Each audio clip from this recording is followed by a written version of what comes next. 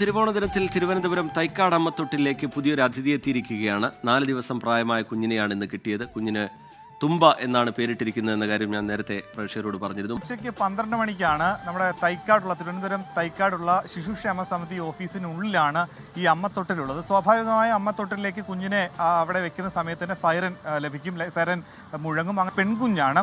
ആ പെൺകുഞ്ഞിന് പിന്നീട് ശിശുക്ഷേമ സമിതിയിലെ ഭാരവാഹികളെല്ലാം കൂടെ തീരുമാനിച്ചാണ് അതിന് തുമ്പ എന്ന് പേരിട്ടത്. പിന്നീട് ആ കുഞ്ഞുമായി ചേർന്നുകൊണ്ടായിരുന്നു അവിടെ ഓണസദ്യ അടക്കം വിളമ്പിയതും. ഒപ്പം തന്നെ കുഞ്ഞിനെ കൂട്ടി 4 ദിവസം മാത്രമേ ഉള്ളൂ. കുഞ്ഞിനെ എല്ലാവരും എടുത്തുകൊണ്ട് ഓണസദ്യയുടെ ഇടയിലൊക്കെ തന്നെ കുഞ്ഞിനെ കൊണ്ടുവന്ന് അങ്ങനെ സന്തോഷം പങ്കുവച്ചിട്ടുണ്ട്.